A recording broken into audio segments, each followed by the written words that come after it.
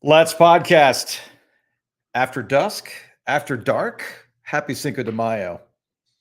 Need a After margarita. disaster. Need a margarita after that one, Joe. Yeah. Because that was not. Ginger ale, at least. That was not. That was, as our friends over at Men in Blazers would like to say, that was a suboptimal start for the Carolina Hurricanes in the first period, and it was very, very difficult to get back into it. They tried, and obviously they got it within one goal. Then Freddie Anderson let one leak through on a Panarin goal late. I know Jarvis scored unassisted as the game was drawing to a close, but it just wasn't enough. I don't want to oversimplify it game one, but it comes down to what we all talked about in this long lead up to it. It was going to come down to special teams. Straight up came down to special teams. And unfortunately for the Carolina Hurricanes, their special teams and their power play opportunities were not good. And the Rangers scored very, very quickly on their opportunities. We can debate the penalties all day, how soft they were, how dumb they were. They got those opportunities. They cashed them in. That was your game.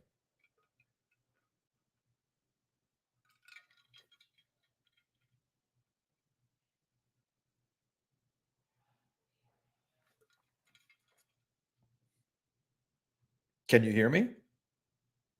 I cannot hear you. We seem to be having some sort of audio issues here for some reason. I don't know why.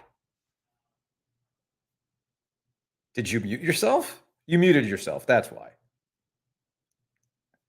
Unmute your mic, Joe. You're pushing buttons. Hold on. There you go. Now you're back. Hold on, man. I'm not in the room, and you don't even know what to do. What's going on, Joe? What's going on? Honestly, that like something got possessed there, but maybe that was fine. It was like the power, like we talked about, the mentor. Maybe Darth Vader waiting for his old friend. Maybe the force was flowing through the studio. Darth Vader after May the 4th. I saw that our guy Sean McDonough picking up on the theme of this series. Now, the real theme is the special teams. We saw this 2 years ago when the Rangers won in 7 games, and they had a 7-2 advantage in power play goals. They scored 2 power play goals tonight. The first one took 9 seconds. The second one took 12 seconds. Mm-hmm. No bueno. No bueno. And just as you can, look, you said, no, it's not oversimplify. Special teams are there. And the truth of the matter is, at some point when you need your goalie to be outstanding, that's the truth. Sometimes you need that. Yeah. And Freddie was not good enough tonight. You want to sit here and parse what NC State, what the Hurricanes do on defense, and you want to get into the breakdowns and this and that. Truth of the matter is, for sure, the fourth goal can't happen. But I also think, and we've talked about this even in the wins. I went back and I looked it up. He has a problem at the end of periods. Yes, that's not good. Yes, it's not a good thing. And you can get away with that crap against the Islanders because they're just not skilled enough to beat you. But obviously, the Rangers are skilled enough to beat you. And so 4 of the 12 goals he allowed against the Islanders were in the last 4 minutes of either the first or second period. Mm-hmm. And he gave up another tonight. And that was on a power play. But still, when it gets to the end of the period, that's when your teammates are looking to you like, okay, let's just, particularly in a penalty situation, let's just get out of here. Mm-hmm. Let's just make it to the next period. We're down 2-1. Let's just get over to the next period. And those are demoralizing goals. And this is a strong team, the Hurricanes. They're a mentally strong team, as you saw them fight until the end. That is their makeup. That is their DNA. They are going to fight until you tell them they can no longer fight. Yeah, they have they were biting kneecaps long before Dan Campbell. Okay, but you as a goalie, your job, there's a couple different jobs. One of them is you got to be outstanding at some point to put your name on the Stanley Cup. That's number one. And he was in the first series against the Islanders. No doubt. No doubt. Okay. But that has to continue. And now that you're playing a better team, the level of difficulty increases. So end of period situations, I don't like. Those need to get fixed up. And I get it. It's not just on Freddie, but I don't like how they play end of period situations. That's its own separate. If I can go full Dean Smith here. I was just about to say, how many times have we seen Dean Smith talk about this? How many times have we see Roy Williams talk about end of halves? And, even though he tries to put some guys out there to get them minutes, he doesn't like the way they close. Heck, we saw it happen to Hubert Davis this past year. So that's clearly a factor. But to me, the first period was a total team breakdown on a lot of different avenues. Yeah, Freddie Anderson can't save goals while he's on his ass. But you know what? The New York Rangers did a really, really good job playing tic-tac-toe, keeping the Canes defense off balance. And Freddie might get that first one. Defense has to step up. Or at least cut off those passing lanes. Especially, I think it was on the first one that came off the boards. You got to be a little bit better in that regard. Again, I'm not trying to absolve Freddie Anderson. You're right. He's got to play better, especially that fourth goal. But I think the first period really was a total team breakdown. You also can't take stupid penalties, right? Tony DeAngelo, you talk about 22, right? We kind of saw this out of Tony DeAngelo in 22. I jokingly tweeted this out, that ACC basketball officiating has trained us for these types of playoff moments, okay? You can't do anything about it. You're going to take some stupid penalties. To me, the Fox penalty was the softest of penalties to call on the Carolina Hurricanes. But you're going to have to deal with that, and you're going to have to rely on what you've been good at all year, which is, of course, your special teams, your penalty kill, which just wasn't good enough early on when it mattered the most. The other thing that I had a problem with, and we'll bring Mike Maniscalco here in a second, they whiffed. Like the Canes got, what do you always say? The old Sidney Lowe axiom, right? Your best players have to be your best players. Jake Guentzel was brought here for a reason. And Jake Guentzel, unfortunately, was just a step too slow on some opportunities. There were some whiffs that you're like, what happened here, guys? These are moments that you can take and at least try to at least get an opportunity on net. You're not getting any shot on net when you completely whiff on it. And in the second period, I'm pretty sure that the only good chances you ended up having outside those whiffs was a Jordan Staal breakaway, which of course didn't pan out to anything. So there was a whole bunch of stuff that was going on. And look, as James puts on the YouTube, I can't believe how bad the penalty kill looked. Right. That was my initial thought. And don't blame Freddie really for the first three goals. Rangers passing was crisp.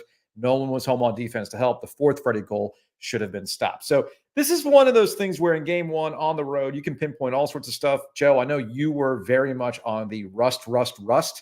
Maybe rust was effective there for the Carolina Hurricanes. It wasn't necessarily there for the New York Rangers. So I don't know. I'm not going to read too much into it. They'll have another opportunity on Tuesday. Let's bring in Mike Maniscalco, Canes play-by-play. He is on Bally Sports, and he joins us now. What up, Mike? How are you? I'm fine, guys. Thank you very much. Not exactly the way I thought game one was going to go if there was a Hollywood script. But, if you're Carolina, you look at how the first period went, and you're like, well, you got to throw that one out. And they pretty much were able to do that the rest of the game. But, this is a game, normally you walk out of a game and going, well, they had a chance to win it or they had no chance to win it. I'm truly conflicted because I look at it and like they had their chances to win this thing or at least, push this to overtime. And then there were moments I'm like, but it didn't feel that close at times. So, again, this goes back to what this team is really capable of doing. Even when they're not at their best, they're still going to be in hockey games. And, I think they're going to look at this game today and think that they had a chance if they would have.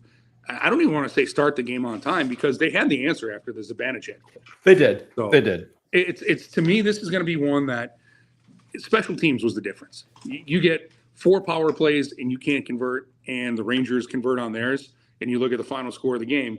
You don't have to be a rocket scientist to say, let's boil it down to this common denominator. Special teams going to be big in the series, and it was big here in game one. When you say you're surprised, Mike, what do you mean by that?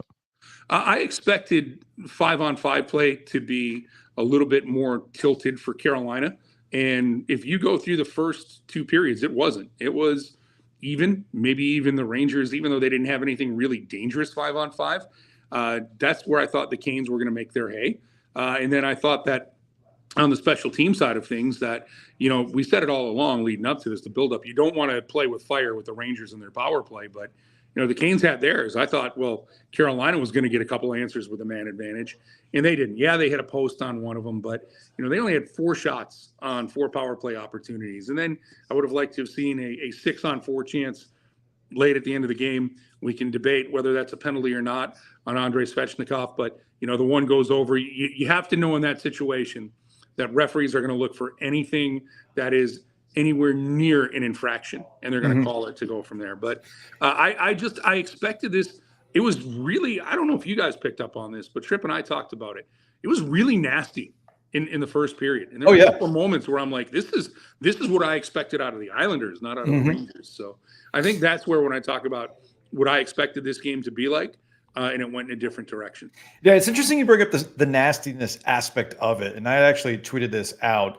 It's supposed to be a physical game until the referees decide, we don't really want this to be a physical game. Right. It's not it's a physical game until, I mean, look, the elbow on Tony DeAngelo, fine. I get it. He went high. I can see why you call it. I don't like the process that went along with it, though, because I thought you could not. I get that you could get. I thought you could get the right person in the box, but you can't change the call. I get the rule book could be very complicated. I get that. So what exactly happened on the DeAngelo situation that put him in the box? Oh, that's a really good question, because they call Marty Nate just for tripping. Well, that's not what happened. But we know we think we saw a penalty there. And then it usually is, if a player is injured, then you can go review it and say, okay, we can do this. But you have to make that call. So I don't know. Look, that right now is right up there with goaltender interference. I can tell you what the rule book says. Doesn't mean that how it's going to be implemented on the ice. From the YouTube comments, the only positive to take out of this one is that the Canes couldn't play much worse going forward. Somebody else pointed out they hate Sunday afternoon games for the Carolina Hurricanes. I was about to say, going back to the Justin Williams retirement game against the Kings, which was a Monday afternoon. These early starts don't seem to bode well for the Carolina Hurricanes. We got the Rod bingo card here, though, Mike. You mentioned the power play, and obviously every playoff up until this one, we've had questions about the power play, and I'm not going to throw out the power play on one game here.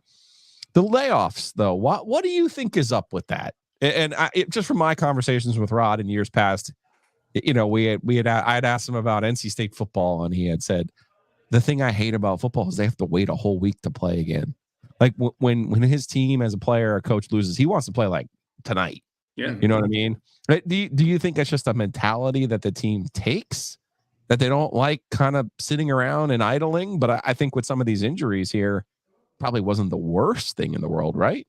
No, I think, every team is different. There's some teams that you look at and you say they can't play back-to-backs.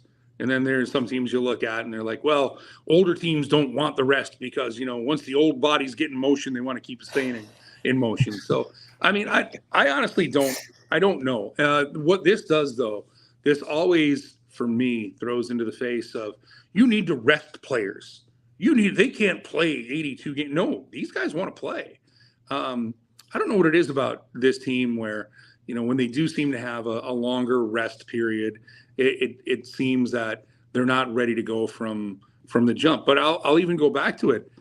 The Rangers had a long rest period too. So, I didn't think that the Rangers were that much ready from the opening faceoff than what the Canes were. They took advantage of a misplayed puck and Zibanejad puts it in the back of the net.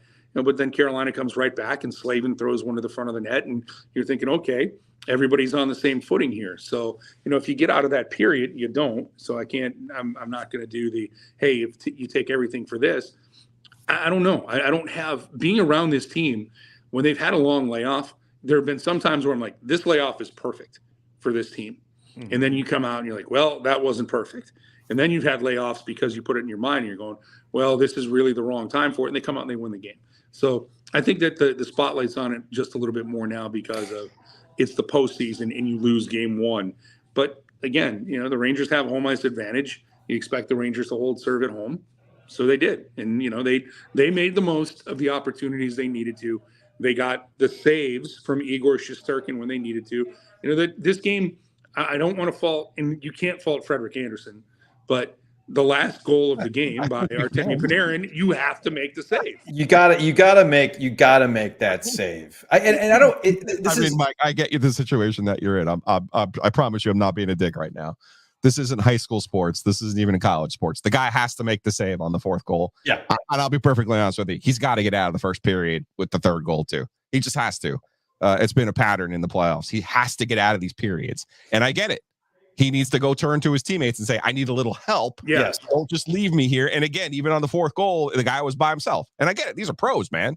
These are pros. Like Panarin's a pro. You know what I mean? I get that. Panarin might be the league MVP, but that wasn't Top notch. wasn't wired top corner going, oh my God, that's an all elite shot. Right. That for him. I mean, the three of us aren't making that save, but for Panarin, that's as for Panarin, that's as close to a hey, you can stop this with me coming in on the wing. And I want to clarify what this criticism is. This isn't some of the faulty goaltending we saw in November and December, where there were mistakes and it was like, well, the only thing we need to do is improve our goaltending. Mm-hmm. What this is what we saw in the conference finals last year. Sometimes you need your goaltender to be outstanding. Yeah. And in Freddie's defense, he was not only outstanding against the Panthers last year, he was outstanding in the first round. So that's the level of criticism I'm aiming at him here. But here's what he has to play at, particularly against that team and particularly in that building. Now, he's not going to do it in 4 straight games, obviously. He just needs to do it 4 times over a 7-game series. Right. He has to step up. I'm not in disagreement that Freddie could have played better. And there's also the hanging out to dry aspect. That before you jumped on, Mike, I talked about, in 2 of those goals in the first period, he was literally on his ass. But that's not necessarily on him because his teammates have to help him out in that regard. To me, the worrisome part for the Carolina Hurricanes from the Islander series to this series is they seemed a step slow or they were overthinking. There was whiffs and then there just wasn't just shoot it, right? Like as somebody had put in the, here we go from Steven. So many instances of attempts to make the perfect play instead of a solid play, especially on the offensive side, especially in the third period. I saw a lot of that in the second period as well, where you just whiffed. Now you can't do anything about that. You take one of those attempts in front of Shesterkin. Who's to say there's not some sort of deflection? There's a rebound opportunity. Yeah. They never even got a shot on net because they just whiffed on it. I mean, I spent my day at Wake Competition Center, and I typically see that when I'm watching youth hockey, a little whiff in front of the net. I don't exactly see that, at this level on a consistent basis, which is kind of what I saw tonight at times. Well, what? You got to put the jacket on if you're going to be. Oh, the jacket's in the car. I'll get the jacket later. Yeah. So 2 things on that. It's not that they played slow, but it's the second thing that you said. When you overthink it, what is Joe Giglio, Joe Ovies, me, what has every athlete ever told us? When they are feeling it, you know what they're not doing? They're not thinking. They're just playing. They're just letting it go. They're ripping pucks. They're getting, they're doing all of the cliches that we talk about, but there's none of this. Oh my God, I don't like my shot tonight, and I've got to get it over to Jake Gensler. Jake Gensler's, I got to get it over to Sebastian Aho. There's none of that when it's going. When it's going, you just are like, we got to throw it through, and something will happen. I'll take a look at the first goal of the game. Jacob Slavin. There's no thought process to that. I'm just going to put it on net, and he gets a bounce off of Lafreniere's stick, hits the ice, and it gets over Shesterkin's shoulder. When you do have goaltenders who are that good, though, really good offensive players will think, well, my average wrist shot is not going to beat this guy. I think that is part of players' thought process, where in today's day and age, put the puck on net and see, like the Jarvis goal. And I know it's an extra attacker, but that is just created by you're putting the puck on net and you're hoping that somebody can get a stick plate to it or whatever it can be. So, again, in the words of Crash Davis, don't think. It can only hurt the ball club. Go out there and do what you need to do.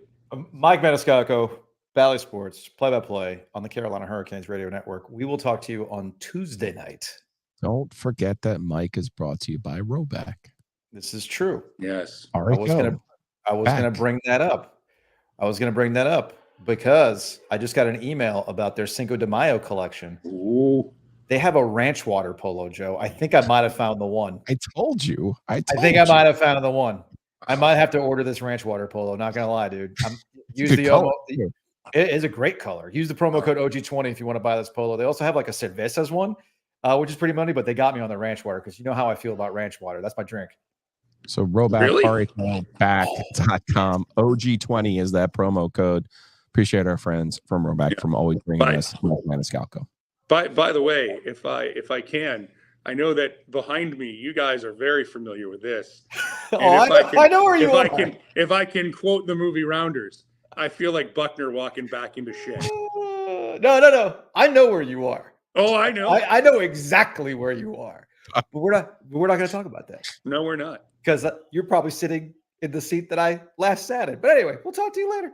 All right. Sounds good. Thanks, guys. There's the vibes. That's the problem right there, sir. Ooh, yeah, that might be the problem. That might be problem. I was gonna say positive vibes only. That no, not necessarily that's the case. Luke DeCock, columnist, News and Observer. He has a face that is telling me he's not really in the mood for our shenanigans. I don't think Canes fans are all that in the mood for any sort of shenanigans either, based on what we saw tonight. Look, we've talked about Freddie. We've talked about missed opportunities. I don't know, man. And Joe brought this up. There's just something about layoffs and afternoon games with the Carolina Hurricanes. It just doesn't go well, man. Guys, you're overthinking this. You are so far overthinking this. Oh. Rob Brindamore just said it. What do you say? If we're going to go -2 on special teams, Dude, it's not going to. That's it. I started the podcast that way. Throw the rest away. If I'm you sitting want here in the radio room at MSG. Yeah. That's it. 2 for 2, 0 for 4.1, and that's it. All right, Luke, appreciate the time. We'll talk to you later. No, All I'm right. kidding. See you guys on Tuesday.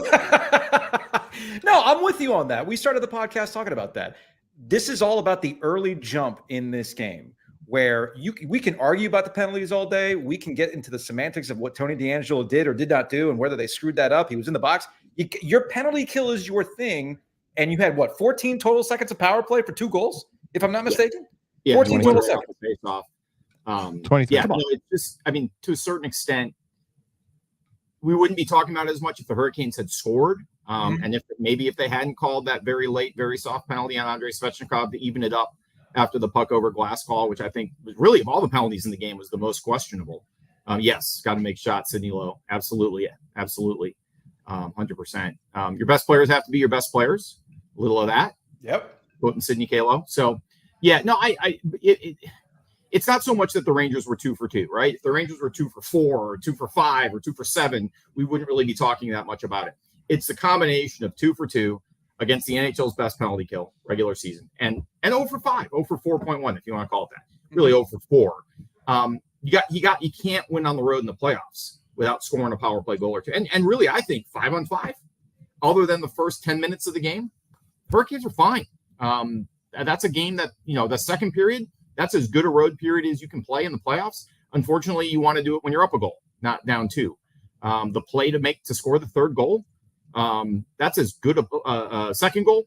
That's as good a passing play as the Hurricanes have had in the postseason. I thought Jake Gensel had his best game of the postseason. Nothing to show for it. But that's a different story. I mean, there are 2 guys in this team paid to finish, Andrei Svechnikov and Jake Gensel, paid to finish. Mm-hmm. And they've both been really good all around. I mean, Gensel's gotten better. This was definitely better from him. But they got to score some goals. And Gensel had 3 scoring chances in the first period. Puck was on his stick all night. Really couldn't pull the trigger at any point, which is the scary part. So I think when you look at this game, 5-on-5 Hurricanes are fine. Goaltending, certainly a question mark. Mm-hmm. But it wasn't the reason they lost. It's the power play and the penalty kill. It's special teams, and the old cliche, special teams and goaltending. I think the goaltending was even tonight. I didn't think Shesterkin was great either. The goals he allowed, I'm sure he'll want back, other than the Slavin goal, which is a really bizarre deflection. But you can't go -2 on special teams and win road games in the playoffs. It just doesn't work. Especially in the second round. Sometimes you can preview a series, especially with all this layoff. You can preview a series. You can talk about all the particular angles. And I know you wrote about Peter Laviolette and Rod Brindamore and the connections there. And I know Joe apparently. There's all sorts of ways to go about it. But going back to the availability when the series got wrapped up and it was the Rangers, Rod Brindamore and everybody was asking questions about the power play. Sometimes when you do a preview and that's the first thing you talk about, that's the thing you see. This was not a surprise in how this kind of thing played out. And that's probably the most worrisome part. Joe joked about it with Rod during that press availability of we're not complaining about the power play. You actually are scoring on the power play in the first period. Maybe Giglio jinxed it. I don't know. But it was not there tonight. And that's the problem. And there's your loss. And again, you give up 1 power play goal. Your penalty kill goes 2 for 5, 2 for 6. It's less of a conversation. But when the other team is that clinical and you're that spendthrift, it kills you. It just kills you. And as I said, I think their game 5-on-5, despite the fact they only had 17 shots before they pulled the goalie, which would have been their lowest since 2020 in a playoff game. Really maybe even lowest since 06, game 6 in 06, the disaster game in Edmonton. Very out of character, but it was fine. They weren't giving up a lot. And then they tacked on a bunch of shots on goal in the 6-on-5 and scored. But, and you could say, hey, look, they did score a man advantage goal. If you really want to get technical about it, they did score, with the net empty. On the Jarvis, right? On the Jarvis goal to make it 4-3. But yeah, I mean, I think there's a lot that they're going to walk away from this game like the Islanders walked away from game 1 of that series. Like, hey, we lost and we screwed a couple of things up. We blew a coverage. I mean, I think it's Teuvo Teravainen, based on my read, who just totally lost Mika Zibanejad on the first goal. That's the first 5-on-5 goal Jordan Staal has allowed in the playoffs. So, if Jordan Stahl's given up 5-on-5 goals, you're in trouble to begin with. And then he had the breakaway and couldn't finish. Couldn't finish on that one, and that was really their only good opportunity in the second period. Finish. Yeah. But I think they're going to walk away from this one saying we did a lot of things well. Whatever lapses in discipline we had in the first period, we fixed in the second and third periods. When the Rangers, that you get caught up in it in this building and all that, and they settled down and didn't take a penalty in the second, didn't take a penalty in the third. Crowd's going insane, booing Tony. Tony sucks. There's a lot that they're going to walk away from this game with and say, hey, if we do that again, we've got a good chance to win. But they're not going to look at the penalty kill that way, and they're not going to look at the power play that way. Luke, we like to provide historical context, and sometimes I remember things and sometimes I don't. When Vincent Trocheck left for the New York Rangers, he was on the Canes. He was a fairly important cog for the Canes. Was it just a matter of the Rangers gave him a better deal, or how did he end up in New York? Yeah, it's just free agency. It's one team is willing to, I don't mean to say overpay like they gave him too much money or something, or he's not worth it. Based on the Hurricane salary structure, they didn't want to give him as much money as the Rangers did. And that, they had some talks leading up to the trade deadline and couldn't come to common ground. It became pretty apparent he was going to leave after the season and go on the open market, and he got the deal he wanted. The Rangers needed a second line center. The Hurricanes, at the time were looking at Kokiemi. They knew they had Drury coming along. I feel like there was someone else in there who I'm forgetting, but at any rate, no, it's a financial decision in the end. It's, how much of your payroll do you want to commit to this guy as opposed to, Martin Necas or Teuvo Teravainen. I mean, if they'd kept Trocheck, they might not have been able to keep Teravainen. These are all the, when you're a cap team, you have to make these trade-offs. So, and the Rangers had some cap space after making some trades and could do it. So it was purely a financial decision. If I remember correctly, he wasn't great in that Rangers series in 22, but who was really? Luke DeCock, columnist, News and Observer. All right, man. Appreciate the time. Stay safe in New York. We will talk to you Tuesday, my dude. All right. Big thanks to Happy and Hale. I'm not there. Let's take a break. Do you want to hit the button or you want to sing it? I'm too far away. All right. So wait. On the count of 3, we'll harmonize. Okay. All right, ready? On the count of 3. 1, 2, 3. Let's take a break. Let's take a hockey break. Brought to you by Happy and Hale.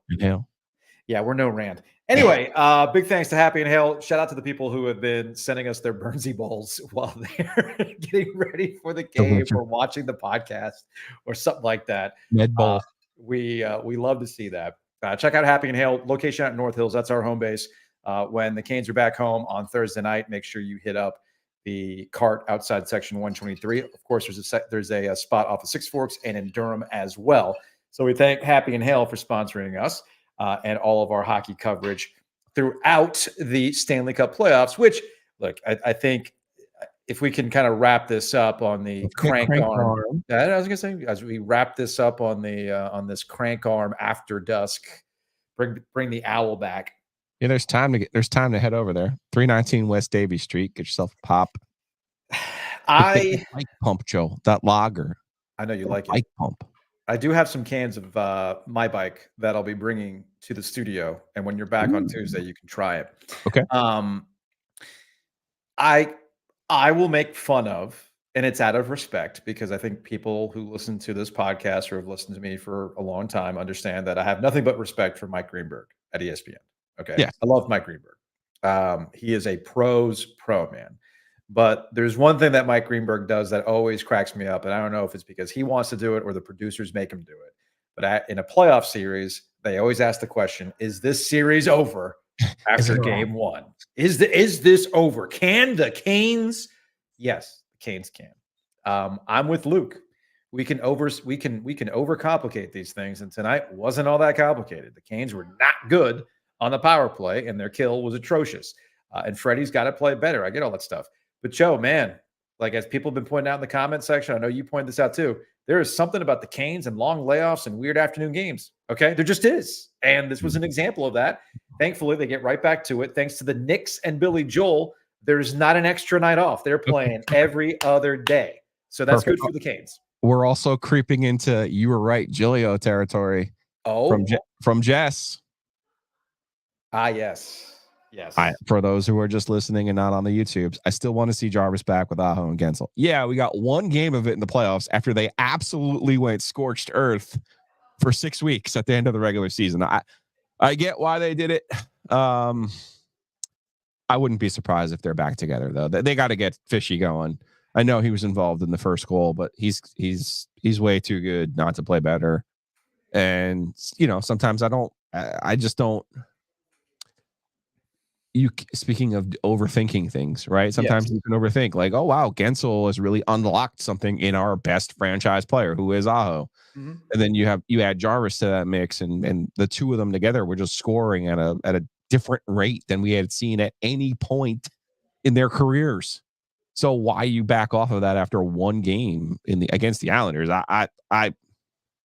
We'll see. We'll see what Rod ends up doing. That's not to put everything on that top line. It's just when you see the Rangers top line producing at what they're going to, the clip they're going to, well, you need something to match that. So I would like to see those guys get back together. Yeah, it's funny. We got what I found interesting about YouTube is that the algorithm is going to spit out fans from both sides, right? I mean, obviously we're covering the Carolina Hurricanes. We're going to talk about the Carolina Hurricanes, but I saw this with the Islanders series. Some Islanders fans got up in the chat and all that kind of stuff in the comment section. Tom, New York Ranger fan here. Do the Canes respect the Ranger gameplay, or is it just a missed opportunity? No, listen. Rod Brindamore can't have more respect for Peter Laviolette than he does. No, and I think people also understand going into this series, it being the second round, the conference semifinals. I mean, I get that's how things get spit out, but these are the two of the best teams in the East. Yeah.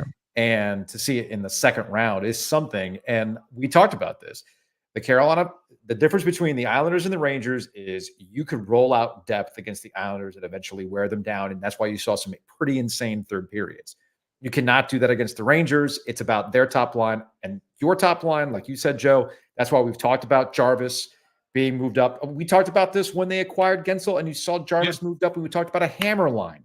Yeah. And Rod obviously will adjust to that sort of stuff. But I do still think, though, that the Canes had some missed opportunities tonight. Both things can be true. And the Canes were just... I don't know how many there were, to be perfect. I mean, other than the power play situation. I see this game differently from you and maybe Mike and Luke on this one. Okay, that's fine. You lost it in the first period. I think that's fairly obvious. You and I agree on that. Okay, I mean, but I didn't see that many other opportunities, because once what was it? It was three. The goal that Panarin scored ended the game effectively. Yeah. So you're scrambling and trying late at that point, but it was too late. So again, you have to get out of the first period down one goal. So while, yes, I respect the math on the special teams, in spite of those special teams problems, they were still they just didn't generate enough in the second period either, to be perfectly honest with you. And that's where they had their own power plays and didn't help themselves. That's the flip side of here. The Rangers scored in literally 23 seconds of power play time, 2 different goals, 9 seconds and then 14 seconds. And then the Hurricanes had their chances basically in the second period. And I thought they were going to win the second period. I thought we were getting our old Canes 2P mojo back. That didn't happen. Never happened. They did play better because they limited the Rangers' chances in the second period. Then you see the Panarin goal in the third period. And obviously, world-class shot. Please don't get me wrong. But again, you want to put your name, you want to put Freddie with all those E's and I's on the cup. You got to make plays like that. That's going to wrap it up for a little After Dark. Thanks to our friends at Crank Arm. Thanks to everybody who is watching.